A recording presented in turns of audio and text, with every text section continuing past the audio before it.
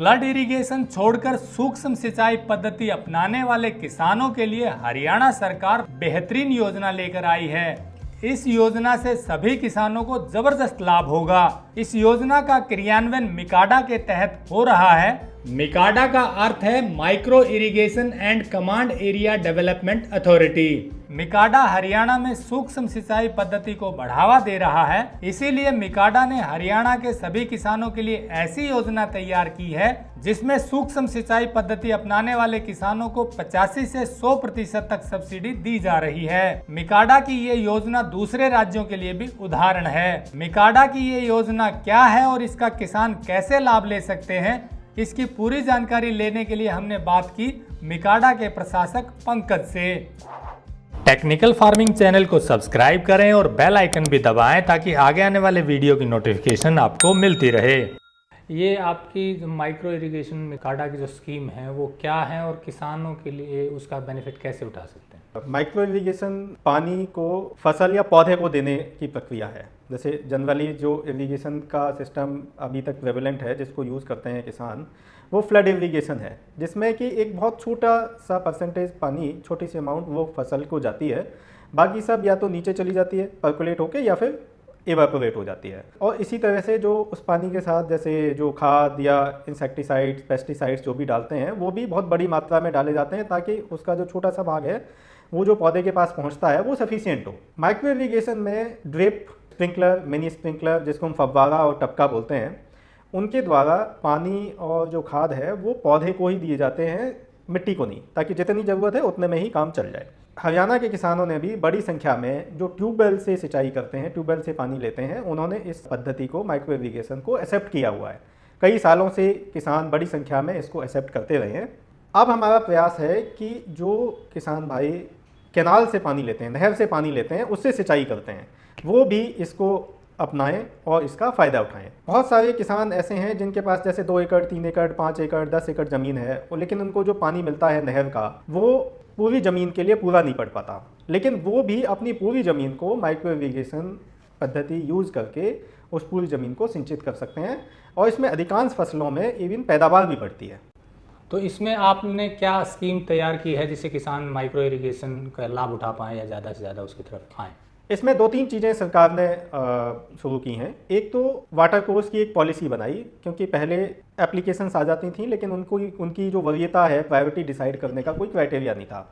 तो अब जिसको भी वाटर कोर्स चाहिए वो मिकाडा का ही पोर्टल है, वो उस पोर्टल पे अप्लाई करे। उसमें 5 क्राइटेरियाज हैं कि उसकी, जैसे जो पहले अगर वाटर कोर्स बना हुआ है तो उसकी आयु कितनी है, कितना पुराना है।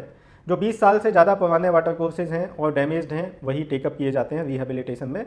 फिर उसका नुकसान कितना है, कितना टूटा फूटा है, वो एक क्राइटेरिया है। कितना एरिया उस वाटर कोर्स के सीसीए में, जिस एरिया में उस वाटर कोर्स का पानी जा रहा है, उसमें से कितने एरिया में किसानों ने पहले माइक्रो इरिगेशन लगा रखा है।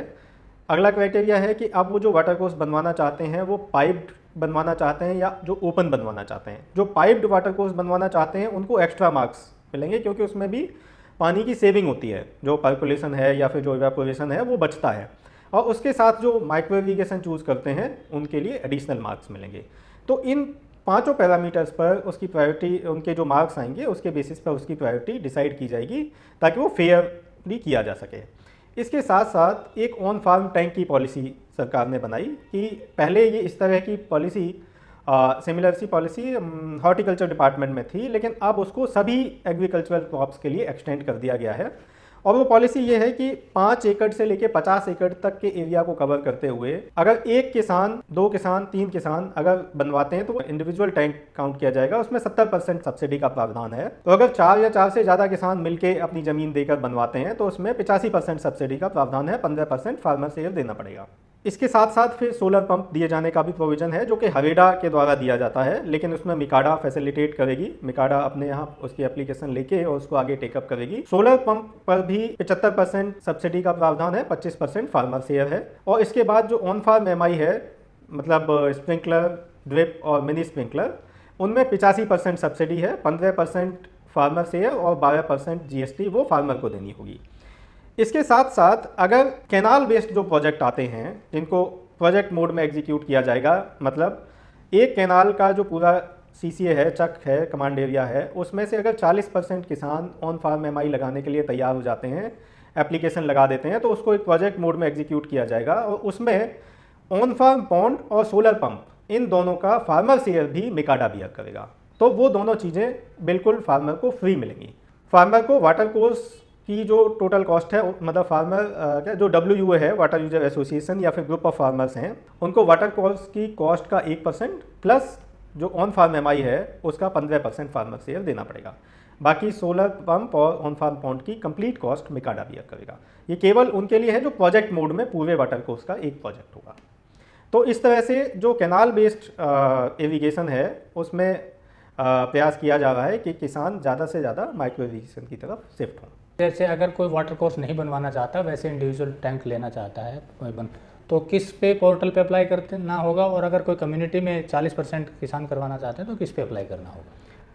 एक ही पोर्टल पर कम्युनिटी या फिर इंडिविजुअल पॉन्ड्स या फिर माइक्रो इरिगेशन के लिए या फिर वाटर कोर्स के लिए, सभी के लिए एक ही पोर्टल है जो कि मिकाडा का पोर्टल है, micro irrigation and command area development authority का, जिसको अगर मैं सिंप्लीफाई करके बता दूं तो अगर आप गूगल खोलकर काडा प्लस हरियाणा आप सर्च कर लेंगे तो काडा हरियाणा के नाम से पोर्टल उसमें पहला ही आएगा। जनरली अधिकांशतः वो पहला ही सर्च में आता है, तो वो काडा हरियाणा के नाम से पोर्टल है, उसको आप ओपन करके आपको इन चारों में से कोई भी कंपोनेंट चाहिए आप उसमें अप्लाई करें।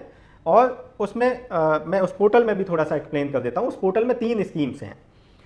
एक स्कीम वो केवल हमने उसको किसानों की रिक्वायरमेंट के अनुसार कि उनको क्या क्या चाहिए, किस किस कंपोनेंट की आवश्यकता है, उसके अनुसार उसको डिस्ट्रीब्यूट किया है, क्लासीफाई किया है। जो स्कीम 1 है वो केवल उन लोगों के लिए है जिसमें पूरे जिनका सोर्स ऑफ वाटर, पानी का सोर्स कैनाल है, और पूरे चक के 100% किसान तैयार हो जाते हैं कि हमें ऑन फार्म MI लगाना है, तो केवल और केवल वहाँ वो लोग 1A में अप्लाई कर सकते हैं, स्कीम 1 में। स्कीम 2 भी उन लोगों के लिए है जिनका पानी का सोर्स कैनाल है, लेकिन उसमें अलग अलग रिक्वायरमेंट हैं। जैसे जिसको water course plus pond plus solar pump plus on farm MI चाहिए वो 2A में लगाएंगे। जिनको वाटर कोर्स नहीं चाहिए, केवल पॉन्ड प्लस सोलर पंप और ऑन फार्म MI चाहिए, वो 2B में लगाएंगे। जिनको केवल सोलर पंप और ऑन फार्म MI चाहिए वो 2C में अप्लाई करेंगे। तो इस तरह से उसमें अलग अलग कैटेगरी, जिनको जैसे केवल वाटर कोर्स चाहिए वो 2F में अप्लाई कर सकते हैं, जिनको केवल ऑन फार्म MI चाहिए वो 2D में अप्लाई करेंगे। लेकिन मैं यहाँ दोबारा से बता दूं कि केवल जो 2F की जो एप्लीकेशंस हैं, जब तक वो ऑन फार्म MI की एप्लीकेशन नहीं लगाएंगे तब तक उनको आगे एग्जीक्यूशन के लिए टेकअप नहीं किया जाएगा। उसके बाद फिर जिनका सोर्स ऑफ वाटर, पानी का सोर्स जिनका ट्यूबवेल है, उनके लिए स्कीम 3 है। स्कीम 3 में पुनः जिनको पॉन्ड, सोलर पंप और ऑन फार्म MI तीनों चाहिए वो 3A में लगाएंगे। जिनको केवल सोलर पंप और MI चाहिए वो 3B में लगाएंगे, और जिनको केवल ऑन फार्म MI चाहिए, सोर्स ट्यूबवेल है, वो 3C में लगाएंगे। एक ही पोर्टल है, उसमें लॉगिन करके आप अपने मोबाइल नंबर डाल के OTP आ जाएगा, उसमें आप अंदर अपने डिटेल डाल के वो सोर्स ऑफ वाटर चूज़ करके आप अपनी स्कीम चूज़ कर सकते हैं। इसके लिए कितने एकड़ आपने बताया? 5 से 50 एकड़ का किसान अपनी इरिगेशन के लिए MI की सुविधा ले सकता है, लेकिन 5 से नीचे वाला भी ले सकता है? मैं सभी कंपोनेंट्स का बता देता हूँ। वाटर कोर्स के लिए मिनिमम लैंड की कोई रिक्वायरमेंट नहीं है, क्योंकि वाटर कोर्सेज एक डिफाइंड चक पे बनाए जाते हैं जो पहले से निर्धारित होता है। तो उसमें बस रिक्वायरमेंट ये है कि पूरे चक का जो एरिया है उसके 40% किसानों की तरफ से MI की एप्लीकेशन आनी चाहिए। ऑन फार्म पॉन्ड जो है उसमें मिनिमम 5 एकड़ को सिंचित करने के लिए, 5 एकड़ की सिंचाई करने के लिए पॉन्ड बनना चाहिए। वो जो ऑन फार्म पॉन्ड पॉलिसी है वो वेबसाइट पे अवेलेबल है, उसमें टेंटेटिव एरियाज दिए हुए हैं कि कितने 5 एकड़ के लिए किस साइज़ का चक बनेगा, पॉन्ड बनेगा, 10 एकड़ के लिए, 6 एकड़ के लिए, 7 एकड़ के लिए, सभी के लिए उसमें दिया हुआ है। उस साइज़ का पॉन्ड पोर्टल पे अप्लाई करने के बाद, अप्रूव होने के बाद किसान खुद बना सकता है, और उसका जो साइज़ होगा उसमें जो हरियाणा सरकार के HSR के रेट हैं उसके अनुसार उसका पेमेंट 3 फेजेज़ में किया जाएगा। तो उसमें कंडीशन ये है कि मिनिमम 5 एकड़ की सिंचाई उससे होनी चाहिए। उसके बाद जो सोलर पंप है वो पंपिंग कैपेसिटी के हिसाब से है, तो उनकी कैपेसिटी वो हवेडा की तरफ से निर्धारित है कि कितने एरिया के लिए हमने कितनी करनी है। और जो ऑन फार्म MI है उसमें मिनिमम रिक्वायरमेंट 1 एकड़ की है कि 1 एकड़ या उससे बड़ा किसान वो उस पर अप्लाई कर सकता है। सवाल है कि 5 एकड़ से कम अगर किसी के पास 2 एकड़ है तो वो किसी के साथ मिल के बना सकते हैं, क्योंकि वो इसलिए रखा गया है क्योंकि इसमें जो पॉन्ड बनेगा वो किसान की ज़मीन पे बनेगा, तो वो बहुत छोटे छोटे पॉन्ड अगर बहुत सारे बनेंगे तो वो लैंड भी उसमें फिर कंज्यूम होगी। अब अक्सर कहा जाता है कि स्कीम्स तो होती हैं लेकिन उसका क्रियान्वयन या मिलता नहीं, तो इसमें कोई टाइम फ्रेम रखा गया है कि आप अप्लाई कीजिए और आपको मिलेगा, एंश्योरिटी है कुछ की जो अप्लाई करेगा मिलेगा? हाँ, इसमें बिल्कुल टाइमलाइन हमने डिसाइड की हुई है, लेकिन अभी इसमें जो जैसे फार्मर्स से टाई अप करके उनकी एप्लीकेशन लगने में उसमें अभी थोड़ा समय लग रहा है, जिससे कि आगे के स्टेजेस तक अभी नहीं आए हैं। अभी केवल कुछ भिवानी के प्रोजेक्ट हैं, 4 प्रोजेक्ट हैं जो एडमिनिस्ट्रेटिव अप्रूवल फेज तक आ गए हैं, और कुछ पहले के प्रोजेक्ट हैं जिनमें पहले से एमआई लगा हुआ था, वो प्रोजेक्ट हैं, तो वो अभी टेंडरिंग वगैरह चल रही है उनकी। बट इसमें हमने टाइमलाइन हर स्टेज की निर्धारित कर रखी है। दूसरा क्या है कि जैसे ये पोर्टल अभी बिल्कुल पहली बार ही बना है, नया बना है, तो उसमें जैसे किसानों की तरफ से कई बार फीडबैक भी आ जाती है कि पर्टिकुलर स्टेज पे कोई प्रॉब्लम आ रही है, तो उसको अभी हम अटेंड करते हैं तुरंत। तो बट टाइमलाइन हमने सभी की निर्धारित कर रखी है, और अब मिकाडा का जो मैंडेट है वो फुल फ्लैश यही एक ही मैंडेट है कि एमआई लगाना है, जहाँ जहाँ किसानों की उनको समझाना है और फिर उनको माइक्रो इरिगेशन के फ़ायदे समझा के और उनको माइक्रो इरिगेशन पे शिफ्ट कराना है। तो इसमें अब यही एक मेन काम है मिकाडा का, तो इसमें टाइमलाइन का मतलब किसी भी स्टेज पे डिले ना हो, दैट वी विल एंश्योर। तो इसमें मेरा सभी किसान भाइयों से, वाटर यूजर एसोसिएशन से, सभी से निवेदन है कि पानी हमारी एक कॉमन समस्या है, सबकी समस्या है। ऐसा नहीं कि ये केवल गरीब की, अमीर की, या मेरे पड़ोसी के, पड़ोस के गांव की, पड़ोस के प्रदेश की, ऐसा नहीं है। तो इतनी महत्ता जिस चीज़ की है, और एग्रीकल्चर सारी कृषि पानी पर निर्भर करती है, तो अगर हम आज नहीं इस बात को रियलाइज़ करेंगे, जबकि हमारे यहाँ इतना पानी का दोहन हो चुका है, ओवर एक्सप्लॉयटेशन हो चुका है, तो शायद बहुत देर हो जाएगी। तो अब ये समय है जब हम देखें कि इस समस्या का केवल और केवल एक ही समाधान है, वो माइक्रो इरिगेशन है। और कोई भी किसान अपने अड़ोस पड़ोस में देखें, बड़ी संख्या में किसानों ने माइक्रो इरिगेशन को एक्सेप्ट किया है।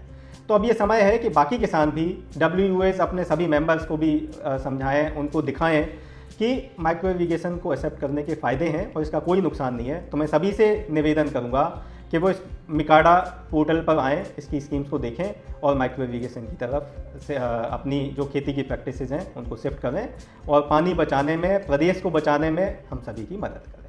अगर आपको यह वीडियो पसंद आया है तो ज्यादा से ज्यादा लाइक और शेयर जरूर करें। साथ ही चैनल को सब्सक्राइब करना ना भूलें।